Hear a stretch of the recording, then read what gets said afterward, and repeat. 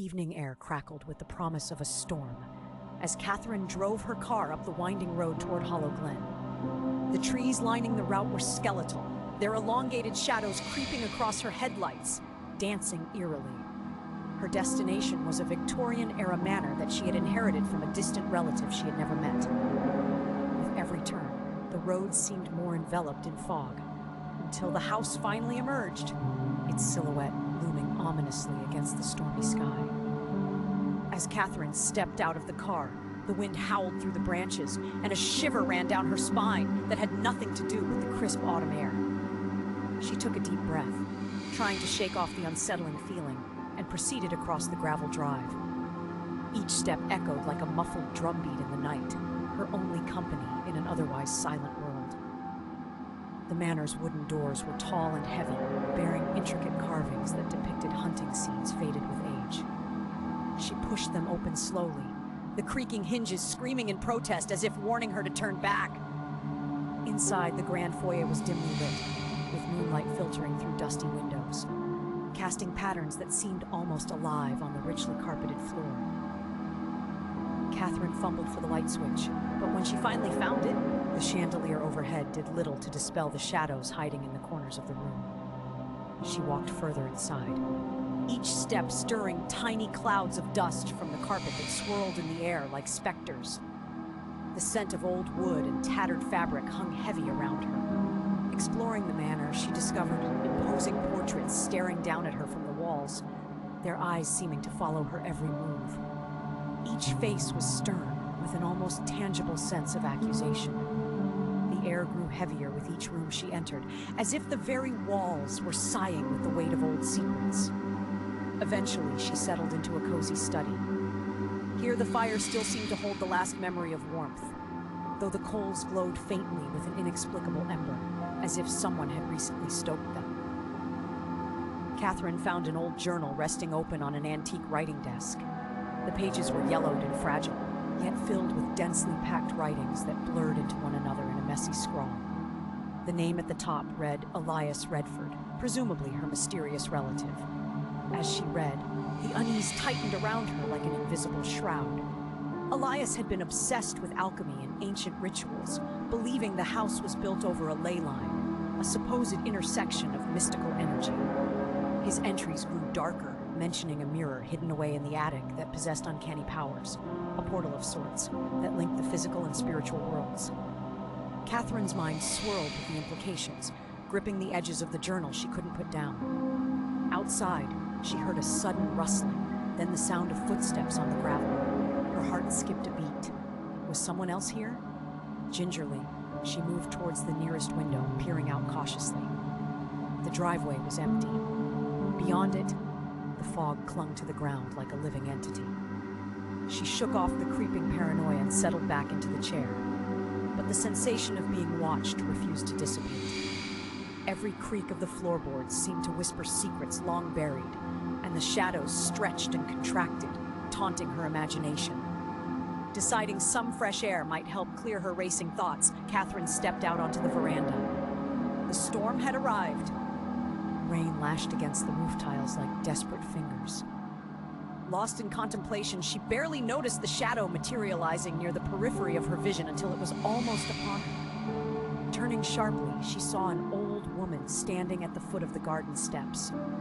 Her appearance was ghastly, with deep-set eyes that glittered with an unnatural light. Her lips parted, and an unintelligible murmur floated on the wind. "Leave," the figure arbled, voice barely more than a harsh whisper against the rising storm. Catherine blinked, and the woman was gone, absorbed into the fog. Back inside, Catherine's nerves bristled with urgency. The only thing that seemed logical was to find the mirror Elias wrote about. She climbed the grand staircase, its balustrades smooth with years of handling. Her flashlight swung back and forth, revealing glimpses of the dusty portraits on the upper floor. Each face seemed more grotesque in the shadows, twisted by the illusion of moving light. Reaching the attic door, she found it ajar as if inviting her. The air here was colder, prickling her skin, as her light fell upon a shrouded object leaning against the far wall.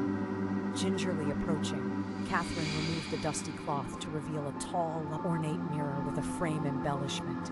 that mirrored the macabre carvings upon the manor's entrance doors. The mirror's surface did not immediately reflect the room or its shadows. Instead, it shimmered like a pool disturbed under moonlight. Catherine's heart pounded. A mixture of fear and the inexorable magnetism of the mirror drew her closer, deeper. The air shifted as if the mirror exhaled, breathing her in. A sudden gust of wind slammed the attic door shut, and the shadows around her deepened.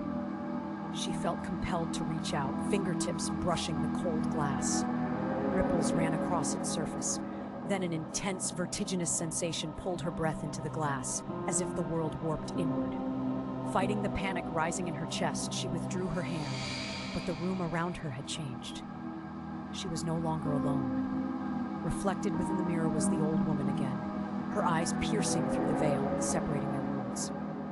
"You should not have come," the woman whispered, clarity and sorrow mingling in her voice.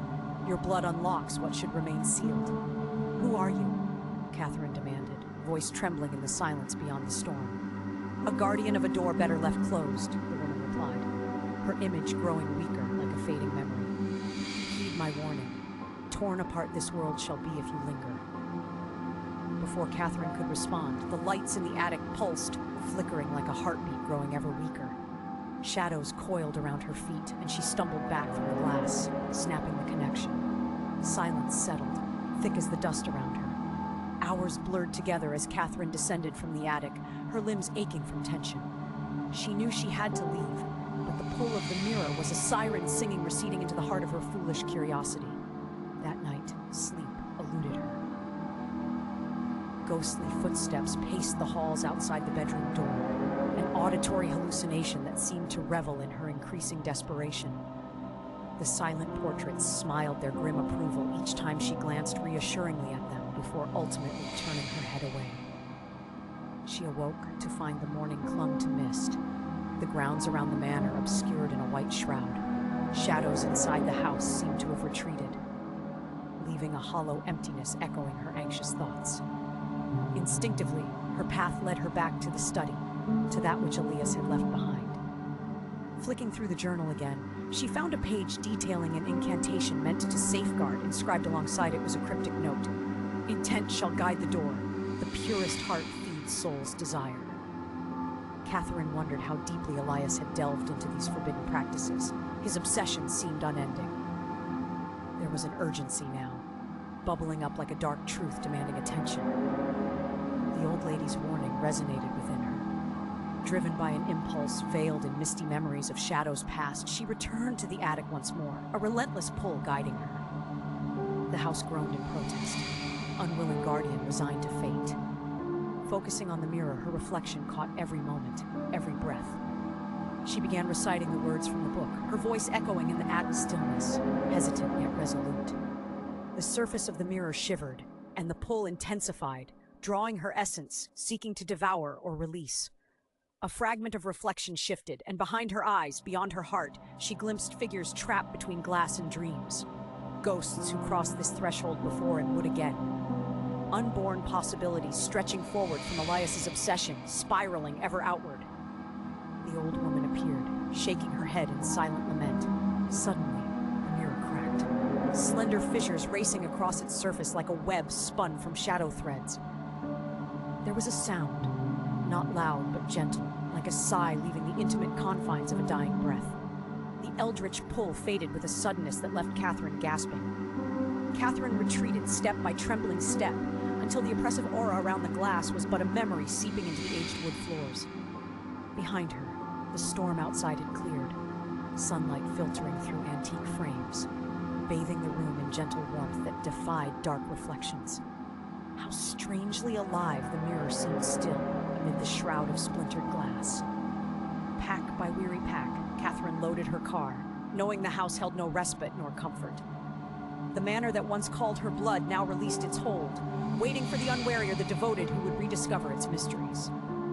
As she drove away, a forgotten bird took flight from the attic window, its shadow gliding over the estate, and for the briefest moment, the cracked surface of the mirror gleamed with a last whisper of broken secrets, unknowable and everlasting.